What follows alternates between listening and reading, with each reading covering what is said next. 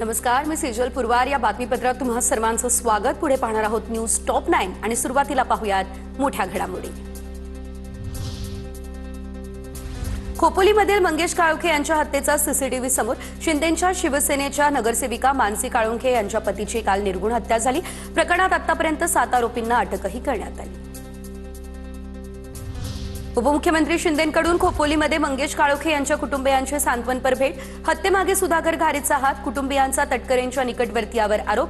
तर आरोपींना फाशीची शिक्षा होईल. प्रकरण फास्ट ट्रॅकवर चालवू, शिंदेंचं हे आश्वासन. अंतर्गत कारवाई करून या सर्व आरोपींना फाशीची शिक्षा झाली पाहिजे. अशा प्रकारची वृत्ती ठेचून काढली पाहिजे. सुनील तटकरे रायगडचा आका. सुतारवाडीमध्ये हत्येचा कट रचला. खोपोलीमधील मंगेश काळुंखेंच्या हत्येनंतर महेंद्र थोरवेंचा तटकरेंवर गंभीर आरोप. नंतर जर महाराष्ट्रामध्ये रायगडचा आका हा सुनील तटकरे. मंगेश काळुंखे यांच्या हत्येप्रकरणी आता एफआयआर नोंद. हत्येप्रकरणी एसआयटी नेमावी. ही राजकारण करण्याची वेळ नाही. तटकरेंची ही प्रतिक्रिया समोर. एफआयआर काल नोंदली गेली. आता एफआयआर काल नोंदली झाल्यानंतर अजून काय शिल्लक राहिलं म्हणजे मला काय कळत नाही. शक्य झालं तर मुख्यमंत्री महोदयांनी एसआयटी नेमावी. खोपोलीतलं प्रकरण हे ताजं आणि असं असतानाच कर्जतच्या एका नगरसेवकाला धमकी. खोपोलीनंतर पुढचा नंबर कर्जतच्या नगरसेवकाचा. सोशल मीडियावरती कमेंट करत नगरसेवक संकेत भासे यांना धमकी. भाजप निवडणुका जिंकण्यासाठी देशातील सर्वोत्तम भ्रष्टाचाराचे जोडे साधतात. संजय राऊतांची भाजपसोबत अजित पवार यांच्यावर टीका. रशीद मामू यांना ठाकरेंच्या शिवसेनेमध्ये प्रवेश दिल्यानंतर भाजपनं टीका केलेली.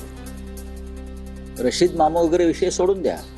निवडणुका जिंकण्यासाठी तुम्ही सुद्धा या देशातल्या सर्वोत्तम भ्रष्टाचारांचे जोडे चाटताच आहात ना. असे अजितदादा पवार, अशोकराव चव्हाण यांचे जोडे कोण चाटतंय?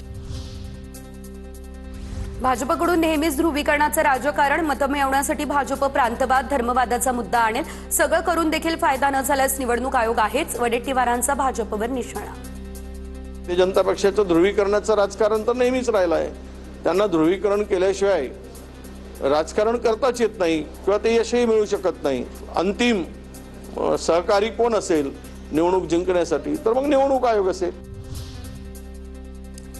मुंबईत शरद पवार सोबत असावेत ही आमची सर्वांची भावना. शिवसेनेला नुकसान होत असतानाही राष्ट्रवादीला हव्या असलेल्या जागा आम्ही त्यांना दिल्या.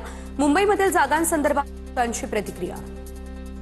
शरद पवार साहेब आमच्याबरोबर असावेत ही आमच्या सगळ्यांची भावना आहे. आणि त्यांना ज्या जागा हव्या होत्या त्यातल्या बहुसंख्य जागा आम्ही त्यांना देऊ शकलो. त्याच्यामध्ये खरं म्हणजे शिवसेनेचं नुकसान झालेलं आहे. पुण्यात जागा वाटपावरून शिंदेंच्या शिवसेनेतील वादही चव्हाट्यावर. जागा वाटपावरून नाना भानगिरे आणि विजय शिवतारे यांच्यामध्ये वाद. नीलम गोरे आणि विजय शिवतारे पैसे घेऊन उमेदवारी देत असल्याचा कार्यकर्त्यांचा आरोप. तर सध्या दोन्ही राष्ट्रवादी एकत्र येणार अशी चर्चा सुरू झालेली आहे. मात्र खरंच नेमकं काय घडतंय पाहूयात. बारामतीमध्ये उद्या पवार कुटुंबाचं विद्याप्रतिष्ठानच्या कार्यक्रमानिमित्त एकत्र स्नेहभोजन. शरद पवार, अजित पवार, सुप्रिया सुळे, रोहित पवार, युगेंद्र पवार एकत्र. उद्योगपती गौतम अदानी देखील या सोहळ्याला उपस्थित राहतील. तिकडे पुण्यात 2 राष्ट्रवादी एकत्र लढणार नाहीत. अजित पवार यांच्यासोबत जाणार नाही. महाविकास आघाडीसोबत लढण्यास सुप्रिया सुळेंनी सांगितलं. अंकुश काकडे यांचा हा दावा. त्याबरोबर युती करण्यापेक्षा आपण आहे ते आपल्या जुने मित्र पक्ष शिवसेना, उभाटा आणि काँग्रेस बरोबरच आपण आघाडी करावी असं त्यांनी सांगितलं. आम्ही त्यांना फक्त सांगितलं की तुमचं आणि आमचं जमणार नाही आणि आम्ही परत निघून आलो. याच्यापेक्षा तिथे कोणतीही चर्चा झाली नाही. पुण्यात भाजप शिवसेनेला 15 जागा देण्यास तयार. भाजप 155 जागा लढणार. आरपीआयला भाजपच्या कोट्यातून जागा मिळतील. मात्र अजित पवार गट स्वतंत्र लढणार अशी देखील माहिती.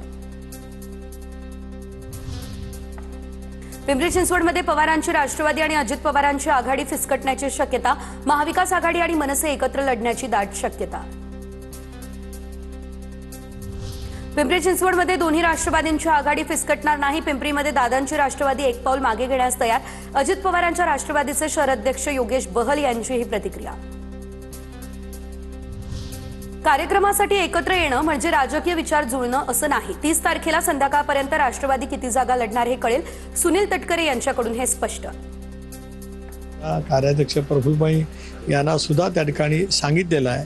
त्या दोघांचं सुद्धा मार्गदर्शन या बाबतीमध्ये घेतो आहे.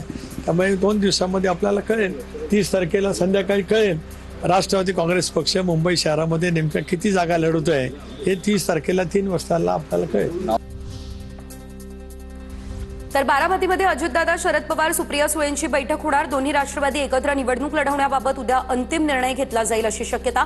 दोन्ही राष्ट्रवादी एकत्र निवडणूक लढवण्यासंदर्भात पवार कुटुंबियांमध्ये चर्चाही होणार.